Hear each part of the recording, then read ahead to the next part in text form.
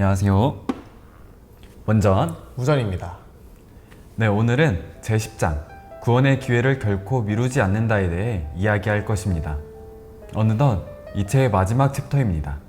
마지막 제4부는 세상 기쁨을 버리고 영원한 영적 평안을 얻으라 라는 제목을 가지고 있습니다.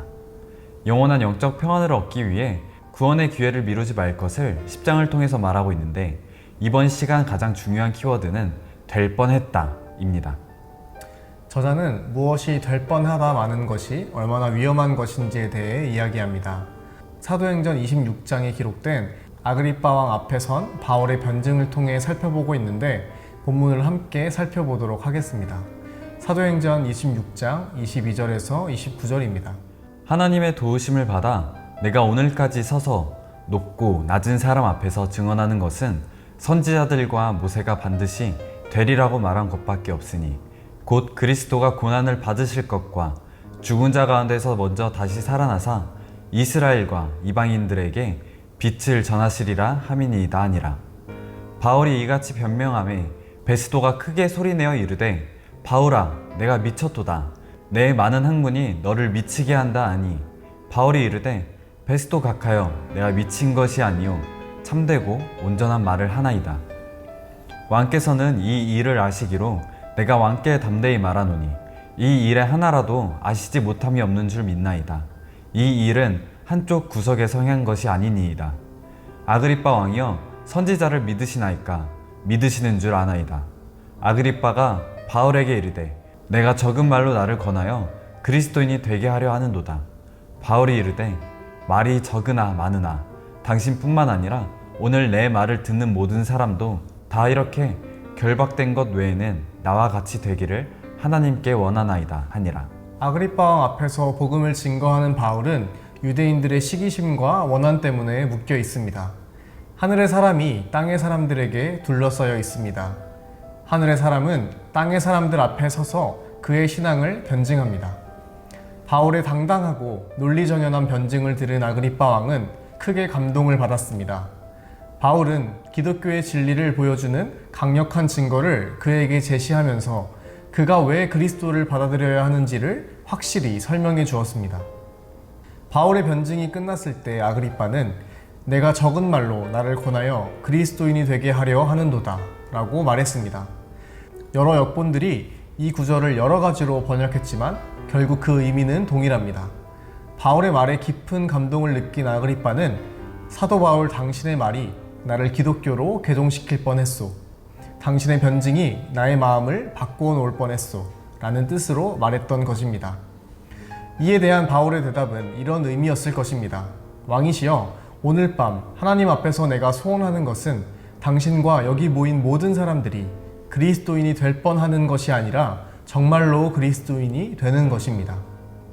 동일하게 저자가 우리에게 하고 싶은 말이 이것이라고 말합니다. 그리스도인이 될 뻔하다 마는 것이 아니라 진짜 그리스도인이 되라는 것입니다. 아그리빠는 내가 그리스도인이 될 뻔했다 라고 별 생각 없이 말했을지 모르겠지만, 그는 일생 최대의 비극적 실수를 저지른 것입니다. 십자가를 보았지만 뒤돌아서 가버리는 사람, 복음을 들었지만 거부하는 사람 등 이런 사람들도 속으로는 내가 언젠가는 믿으리라 라고 다짐하면서 복음을 거부했을지 모릅니다. 그러나 어쨌든 그들의 궁극적 선택은 복음의 거부입니다. 저자는 그리스도를 거부한 사람의 비극은 셰익스피어를 비롯한 뛰어난 비극 작가들을 모두 불러 모은다 해도 다 표현할 수 없을 것이라고 표현합니다.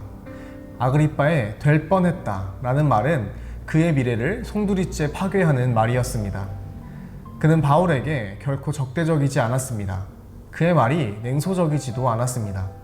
바울의 말에 깊이 감명을 받았지만 그의 될 뻔했다 라는 말은 그가 꿈꿔왔을지도 모르는 이상적 세상에 대한 희망의 불꽃을 완전히 꺼버리는 비극적 표현이 되고 말았습니다. 네, 맞아요. 저는 이 부분을 읽으면서 이 될 뻔했다 라는 말이 얼마나 비극적이고 얼마나 무서운 사실인지를 뼈저리게 느끼게 되는 시간이었습니다.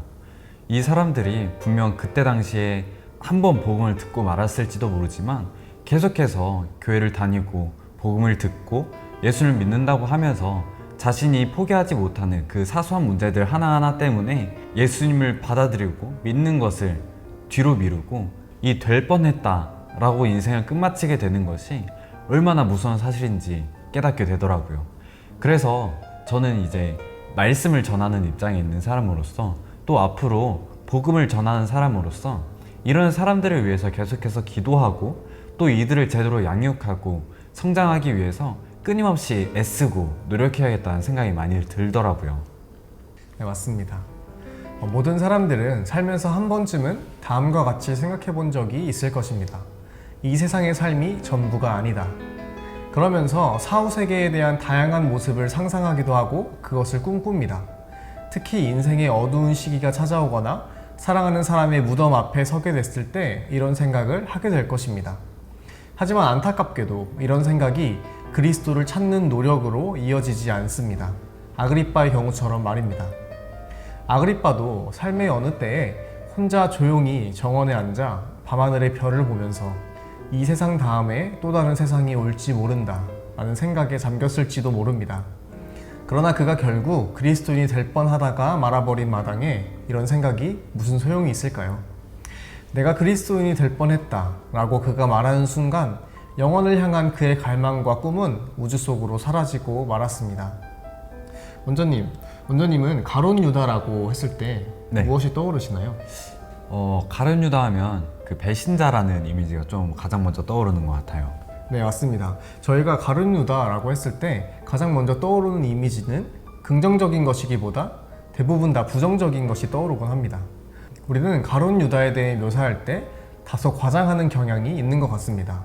물론 그가 예수님을 팔아넘기는 극악무도한 죄를 범한 것은 사실이지만 그는 악마가 아니고 우리와 같은 사람입니다.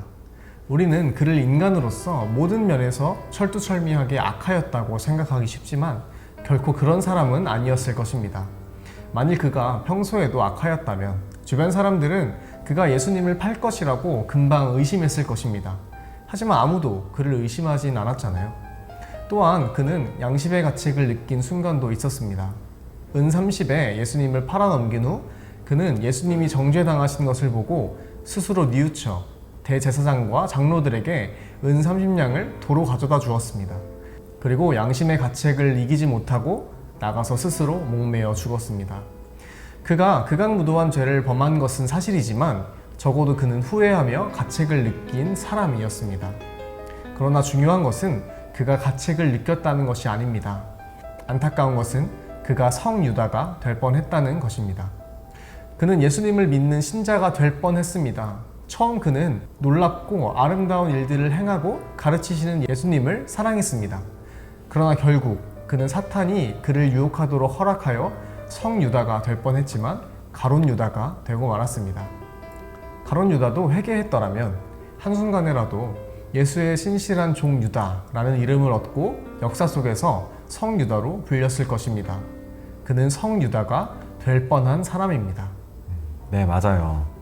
어떻게 보면 베드로랑 가룟 유다랑 비슷한 상황 가운데 처해 있었잖아요. 네, 물론 베드로가 예수님을 팔아넘긴 것은 아니지만 예수님을 3번이나 부인하면서 그리고 또 저주하기까지 예수님을 부인하는 모습을 보여줬는데 그 결과가 너무나도 다른 것 같더라고요. 베드로는 그런 죄를 짓고 깨닫고 다시 회개하고 예수님께로 나아갔지만 유다는 거기서 끝이 나버리게 됩니다. 이러한 모습을 보면서 우리의 끝이 이러한 될 뻔했다가 되는 것이 아니라 베드로처럼 다시 예수님께로 나아가서 예수님의 신실한 종이 되어야겠다 생각이 들었습니다. 그래서 우리가 유다와 같은 결말을 맺지 않고 지금까지도 계속 예수님의 신실한 종으로 기억되는 베드로와 같이 그러한 사람이 되어야겠다는 생각이 들었습니다. 우리는 너무나 훌륭한 분이나 가족이 우리 곁을 떠났을 때 슬퍼합니다. 특히 우리 곁을 영원히 떠난 그들이 그리스도 없이 떠났다면 더욱 그러할 것입니다. 하지만 우리가 아무리 슬퍼한다 한들 그들을 거기서 꺼내올 수 없습니다. 실제로 불가능한 일이겠지만 만일 우리가 그들이 간 곳으로 간다고 가정해 보겠습니다. 그곳에서 우리는 많은 사람들이 성경 구절을 잘 알고 있는 것을 보고 깜짝 놀랄 것입니다. 만약 그곳에서 노래를 부를 수 있다면 그들은 우리와 함께 나 같은 죄인 살리신 같은 찬송가를 부를 것입니다. 왜냐하면 그들은 구원받을 뻔한 사람들이었기 때문입니다. 그곳에는 극악무도한 범죄자들만 있는 것이 아닙니다. 거기에 가지 않아도 될 뻔한, 구원받을 뻔한 사람들이 많은 비중을 차지하고 있을 것입니다. 그들은 아마도 기독교 신앙을 갖겠다고 주변 사람들에게 약속하거나 실제로 그런 결심을 했을 수 있습니다. 하지만 그들의 결심은 결심으로 끝나고 말았으며 결심을 행동으로 옮기는 실천이 없었고 결국 그리스도인이 될 뻔한 사람이 되어 그런 결과를 맞이하게 된 것입니다. 저자는 질문합니다. 당신은 참 그리스도인인가? 우리는 하나님께서 내적 사역을 통하여 거듭나게 하지 않으셨다면 여전히 죄 가운데 있는 사람일 것입니다. 침례를 받았다고 하더라도, 교회를 아무리 오래 다녔더라도, 성경을 아무리 많이 읽었더라도 거듭나지 않았으면 구원을 얻을 수 없습니다. 그렇다면 어떻게 내가 참 신자인지 아닌지 확인할 수 있을까? 라는 질문에 저자는 이렇게 답합니다. 성경이 믿으라는 대로 믿고 성경이 행하라는 대로 행하고 그리스도를 신뢰하라. 그러면 확신이 생길 것이다. 성령님이 당신 안에서 일하신다면 그분은 그분의 일을 당신에게 확신시키실 것이다. 이 확신을 가질 때 당신은 자신이 사망에서 생명으로 옮겨졌음을 알게 될 것이다. 분명히 말하지만 당신은 자신이 그리스도인인지 아닌지를 알 수 있다. 여러분은 스스로의 믿음을 판단할 수 있습니다. 마음을 깊이 살피시고 스스로에게 묻고 답해 보시길 바랍니다. 나는 그리스도인이 될 뻔한 사람인가? 아니면 진짜 그리스도인이 된 사람인가? 오늘은 제10장 구원의 기회를 결코 미루지 않는다에 대해 살펴보았습니다. 아그리빠 왕이 바울의 변증을 듣고 내가 그리스도인이 될 뻔했다 라고 말한 그 한마디는 그의 인생을 송두리째 비극으로 밀어넣은 한마디가 되었습니다.